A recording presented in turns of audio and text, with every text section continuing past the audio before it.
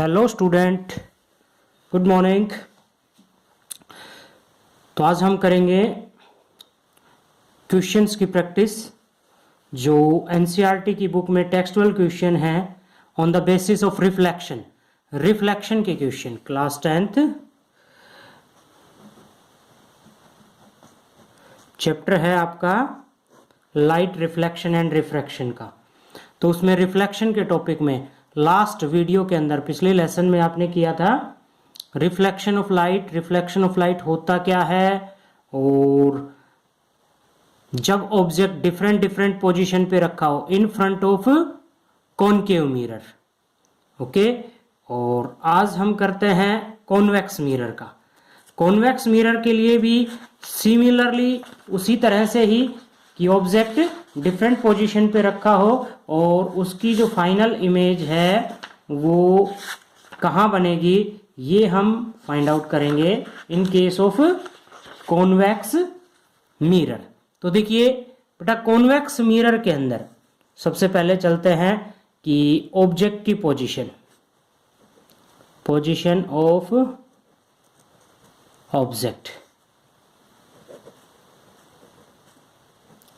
Object की position कहाँ पे हो, at infinity.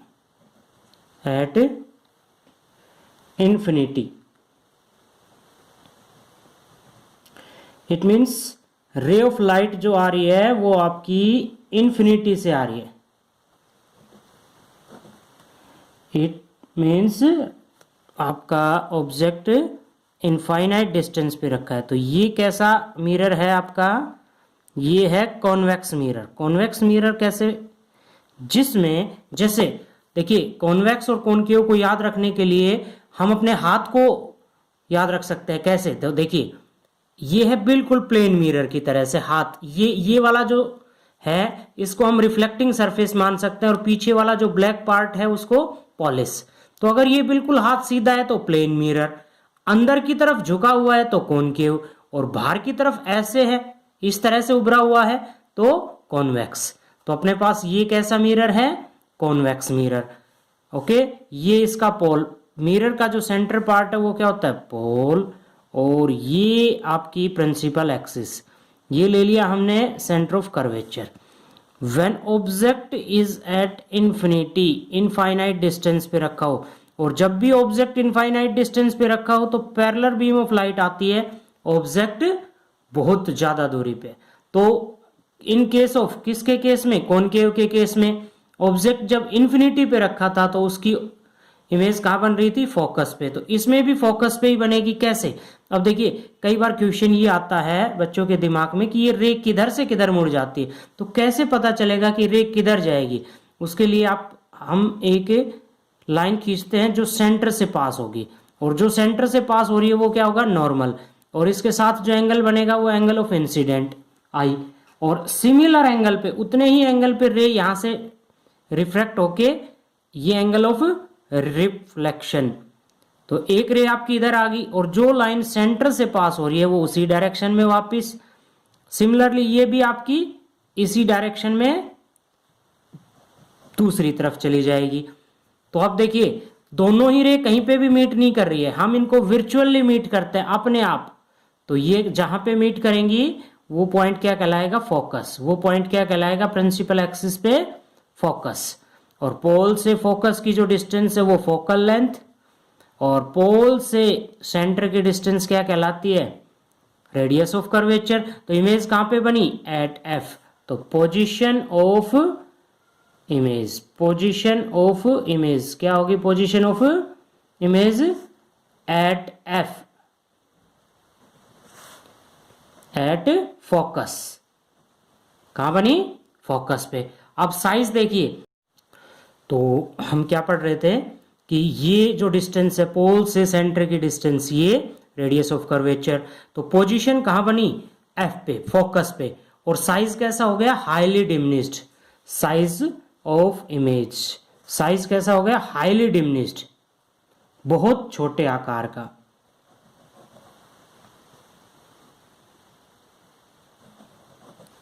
Highly diminished, size highly diminished.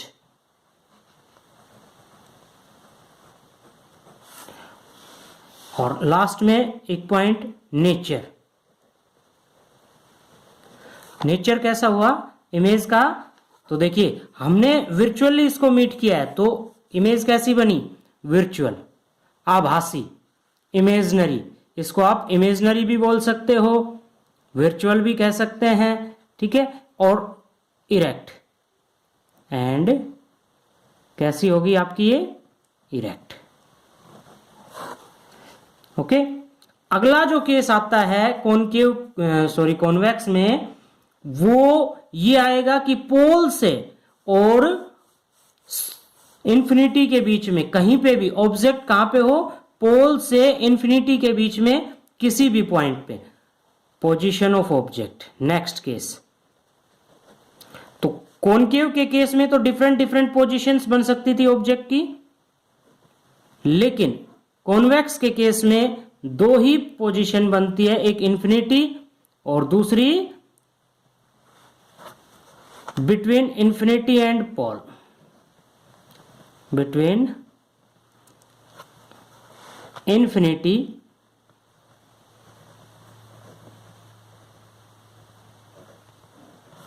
And pole. तो देखिए किस तरह से बनेगी आपकी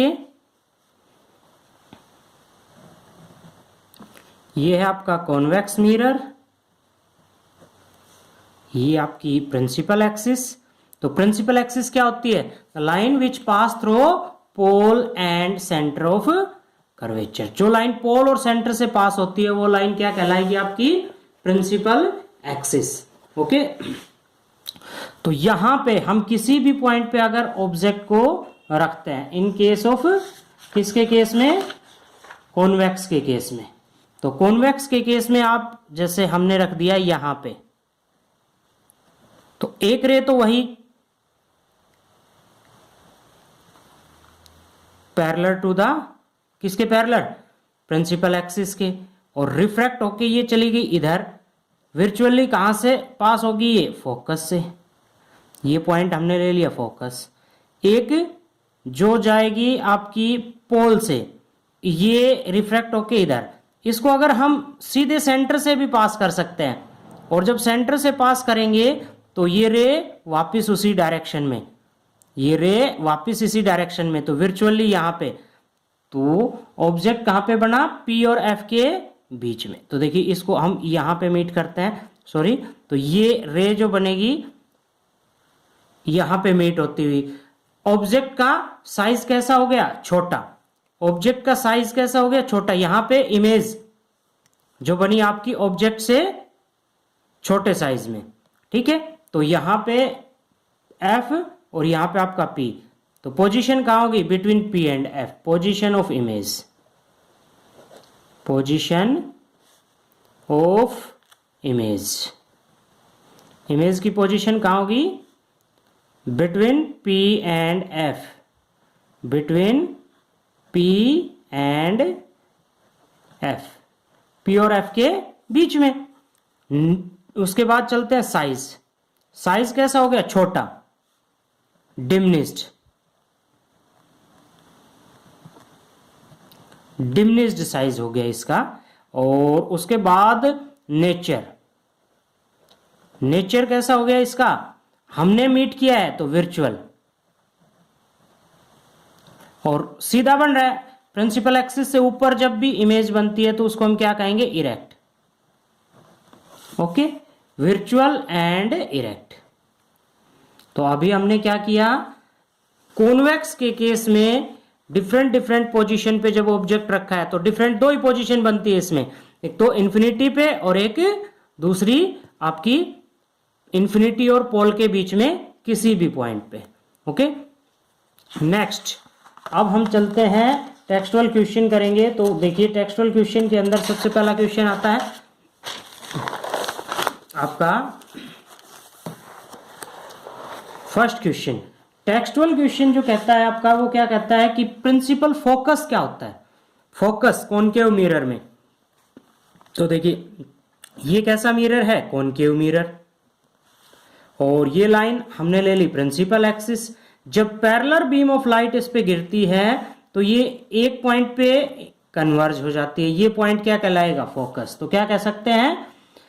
principal focus of concave mirror is a point on the principal axis. किस पे? प्रिंसिपल एक्सिस पे वो point where rays of light parallel to the principal axis meet after reflection. After reflection, reflection होने के बाद जिस पॉइंट पे meet करती है वो पॉइंट क्या कहलाता है? फोकस। और P और F के बीच में, जैसे हम बार बार बोल रहे हैं कि P और F के बीच की जो डिस्टेंस है वो फोकल लेंथ। P और C, जैसे मान लीजिए यहाँ पे इसका सेंटर ऑफ कर्वेचर था, तो ये डिस्टेंस क्या कहलाएगी? R। आपको पता होना चाहिए R और F में क्या रिलेशनशिप होता है? R is equal to 2F।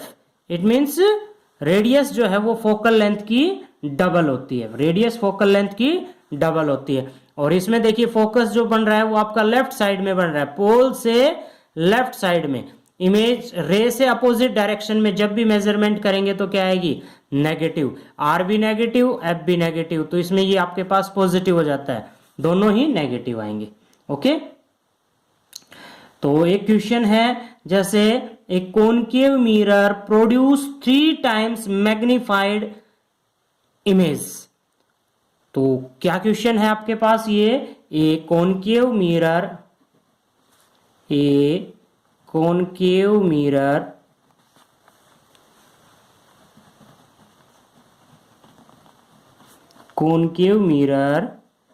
produce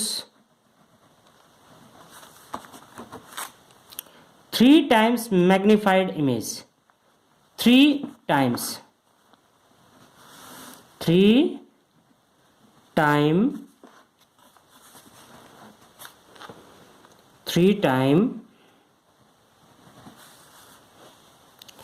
ये थोड़ा सा दिखाई नहीं दे रहा, हम इसको कैमरे को एडजस्ट करते हैं।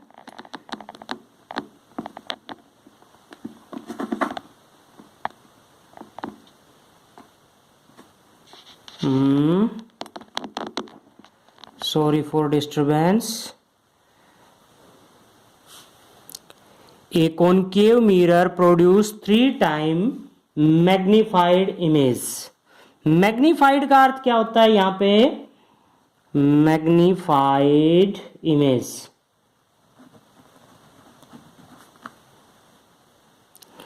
Real image. क्वेश्चन में क्या लिखा हुआ है? 3 time magnified real image of an object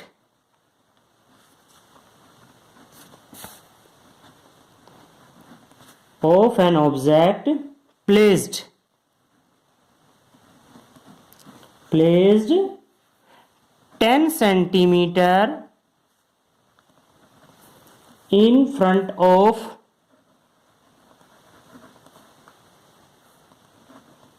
mirror, mirror के सामने। Where is image located?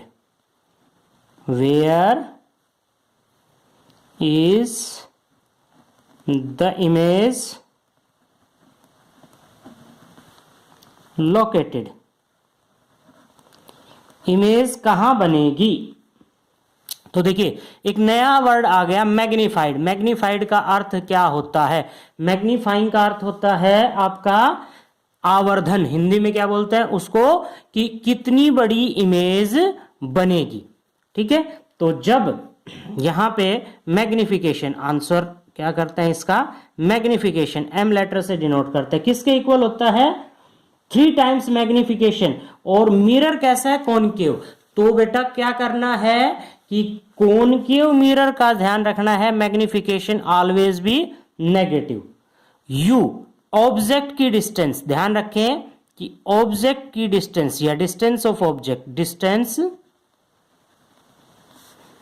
Of object, distance of object you later से डिनोट करते हैं, ऑलवेज भी नेगेटिव। क्यों आएगी नेगेटिव? कारण क्या है इसके पीछे कि ऑब्जेक्ट की डिस्टेंस को नेगेटिव क्यों लेते हैं? तो देखिए ऑब्जेक्ट हमेशा लेफ्ट साइड में रखते हैं और पोल से जब मेजरमेंट करेंगे लेफ्ट साइड में तो आपकी मेजरमेंट क्या आएगी? नेगेटिव। ठीक है, और मैग्निफिकेशन का जो फॉर्मूला होता है वो क्या होगा आपका? m is equal to V by U minus V by U. M की वैल्यू क्या दी हुई है? -3। वी की वैल्यू आपके पास क्या है? फाइंड आउट करनी है, u की -10, तो ये आ गई v is equal to -30 centimetre. इसका अर्थ क्या हो गया, -30 सेंटीमीटर की इमेज कहां बनेगी, मिरर के सामने, मिरर के सामने 30 सेंटीमीटर की दूरी पे। The image is located at 30 centimetre in front of mirror. The image is located at 30 centimetre in front of mirror. Okay, और एक क्वेश्चन और करते हैं हम मिरर का ही। तो देखिए मिरर का एक क्वेश्चन लेते हैं। आपके पास एक क्वेश्चन है, देखिए इस क्वेश्चन यहाँ पे नेक्स्ट पेज लेते हैं। नेक्स्ट पेज पे हम करेंगे कैसे, क्वेश्चन लिखते हैं एन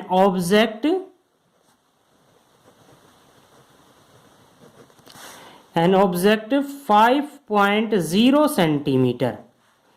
अब देखिए ऑब्जेक्ट दिया हुआ है साइज में, यानी कि आपका an object 5.0 centimetre in length.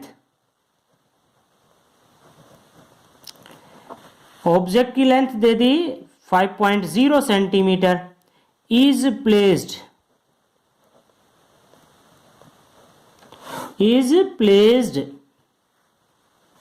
at a distance of 20 centimeter in front of mirror,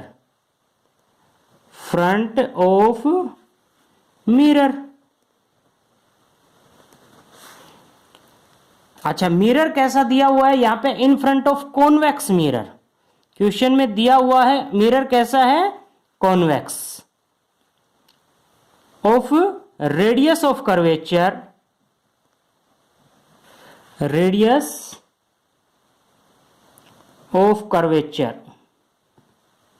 it means ये क्या दे दी, radius of curvature 30 centimetre, 30 centimetre. Find, क्या फाइंड आउट करना है यहां पे, find the position, size and nature of image. Find the size, position and nature of image. तो ये तीन चीजें हमने फाइंड आउट करनी है। तो सबसे पहले अपने पास जो गिवन है वो लिख लेते हैं। गिवन क्या क्या दिया हुआ है यहां पे दिया हुआ है साइज ऑफ ऑब्जेक्ट। तो सबसे पहला हम लिखते हैं साइज ऑफ ऑब्जेक्ट। ऑब्जेक्ट के साइज को H1 लेटर से डिनोट कर लेते हैं। H1 इज इक्वल टू है आपके पास 5.0 सेंटीमीटर। उसके बाद दिया हुआ है इसकी रेडियस ऑफ कर्वेचर। तो रेडियस ऑफ कर्वेचर और फोकल लेंथ में हमने रिलेशनशिप फाइंड आउट की थी। Focal length radius of curvature की हाफ होती है। Focal length F is equal to R/2। और ये कैसा मिरर है, ये कॉन्वेक्स मिरर है। तो हमने ध्यान रखना है कि कॉन्वेक्स मिरर की फोकल लेंथ ऑलवेज भी पॉजिटिव। तो क्या आएगी आपके पास 30/2, 15 सेंटीमीटर। नेक्स्ट इसमें दिया हुआ है आपके पास distance of object.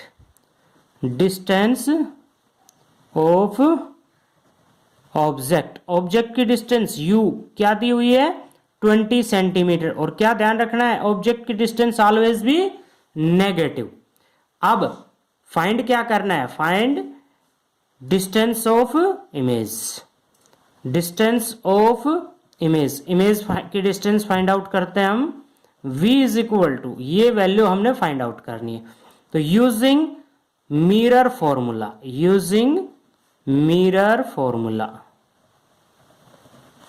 Mirror formula क्या होता है बेटा, मिरर फॉर्मूला होता है in case of mirror relation between focal length,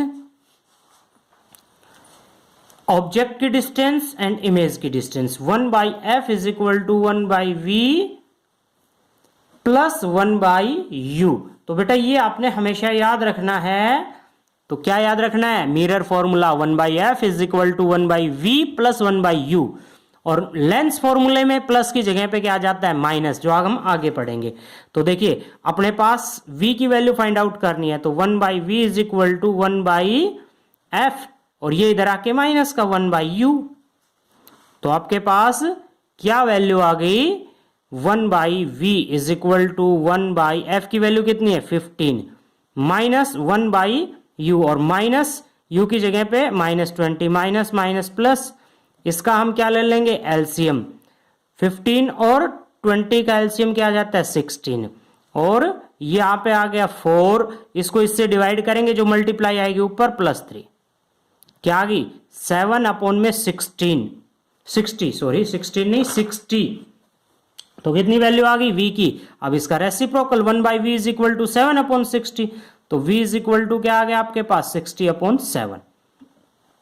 तो इमेज की डिस्टेंस कितनी आ गई बेटा 8.57 सेंटीमीटर, क्या आ गया आपके पास 8.57 सेंटीमीटर। अब इसमें नेक्स्ट एक तो आ गया आपके पास एक क्वेश्चन का आंसर, पोजीशन ऑफ इमेज, उसके बाद चलते हैं साइज एंड नेचर।